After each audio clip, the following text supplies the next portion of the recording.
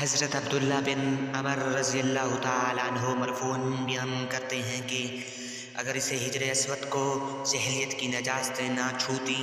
تو جو بھی مریض اسے چھوتا تو شفا پا جاتا، اور زمین پر اس کے علاوہ جنت کی اور کوئی چیز نہیں ہے۔ عمرہ بنت قیس ادویہ سے مروی ہے، کہتی ہیں کہ میں عائشہ رضی اللہ تعالیٰ عنہ کے پاس آئی اور ان سے طاعون سے فرار کے بارے میں سوال کیا۔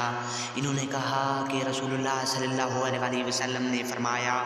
طاعون سے بھاگنا گویا مقابلے کے دشمن سے بھاگنا ہے۔ حضرت عبداللہ بن عمر رضی اللہ تعالیٰ عنہ سے مروی ہے کہ اگر کسی چیز میں واقعی نحوست ہوتی تو عورت گھوڑے اور گھر میں ہوتی۔ عقبہ بن عامر جہنی سے مروی ہے کہ رسول اللہ صلی اللہ علیہ وسلم نے فرمایا،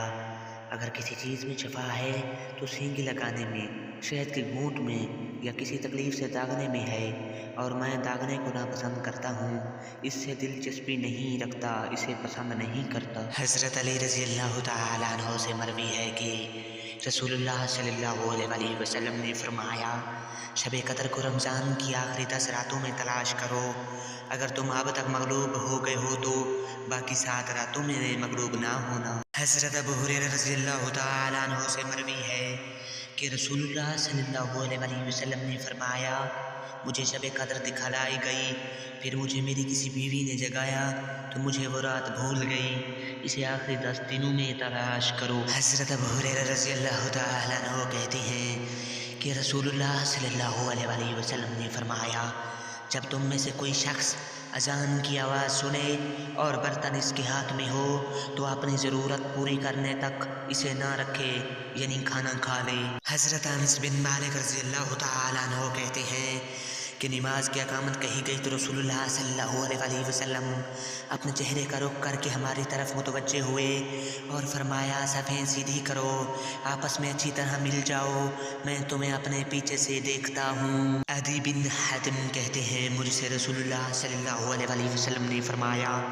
کہ جب رمضان آئے تو 30 روزے رکھو، ہاں اگر اس سے پہلے چاند دیکھ لو تو افطار کر لو۔ حضرت ابو ہریرہ رضی اللہ تعالیٰ عنہ سے مروی ہے کہ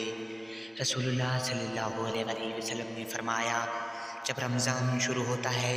تو جنت کے دروازے کھول دیے جاتے ہیں، جہنم کے دروازے بند کر دیے جاتے ہیں، اور شیاطین کو قید کر دیا جاتا ہے۔ ابن بریدہ اپنے والد سے بیان کرتے ہیں کہ رسول اللہ صلی اللہ علیہ وسلم نے فرمایا، جب ہم بیت المقدس میں پہنچے تو جبرائیل علیہ السلام نے اپنی انگلی سے پتھر میں سوراخ کیا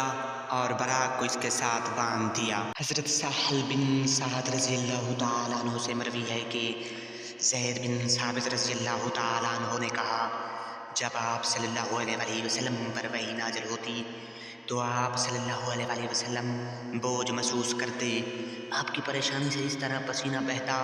گویا کہ موتی ہوں، اگرچہ آپ سردی میں ہوں۔ حضرت عائشہ رضی اللہ تعالیٰ عنہ سے مروی ہے، کہتی ہیں کہ رسول اللہ صلی اللہ علیہ وسلم کے بارے میں انجیل میں لکھا ہوا تھا، نہ بد زبان نہ سخت، نہ بازاروں میں شور کرنے والے، نہ برائی کا بدلہ برائی سے دینے والے، بلکہ وہ معاف کرتے ہیں اور درگزر کرتے ہیں۔ حضرت ابو امامہ رضی اللہ تعالیٰ عنہ کہتے ہیں، میں نے کہا، اے اللہ کے نبی، کون سا شہید افضل ہے؟ آپ صلی اللہ علیہ وسلم نے فرمایا، جس کا خون بہا دیا گیا ہو اور اس کے گھوڑے کو کوچے کاٹ دی گئی ہوں۔ حضرت ابو امامہ رضی اللہ تعالیٰ عنہ سے مروی ہے کہ نبی صلی اللہ علیہ وسلم نے فرمایا، جس شخص نے جہاد نہ کیا یا کسی مجاہد کو تیار نہ کیا یا غازی کے گھر والوں کی بہتر انداز میں کفالت نہ کی، اللہ تعالیٰ اسے قیامت سے پہلے مصیبت یا حادثہ دکھا دے گا۔ حضرت ابو ہریرہ رضی اللہ تعالیٰ عنہ سے مروی ہے کہ وہ پہرا دے رہے تھے، لوگ گھبرا گئے اور ساحل کی طرف چلے، پھر کہا گیا کوئی مسئلہ نہیں، لوگ واپس آ گئے۔ ابو ہریرہ رضی اللہ تعالیٰ عنہ کھڑے رہے، ایک آدمی ان کے پاس سے گزرا تو کہنے لگا، ابو ہریرہ رضی اللہ تعالیٰ عنہ کیوں کھڑے ہیں؟ انہوں نے کہا، میں نے رسول اللہ صلی اللہ علیہ وسلم سے سنا، فرما رہے تھے، اللہ کے راستے میں ایک گھڑی کھڑے رہنا لیلۃ القدر میں حجر اسود کے پاس قیام سے بہتر ہے۔ حضرت انس رضی اللہ تعالیٰ عنہ سے مرفوعاً مروی ہے کہ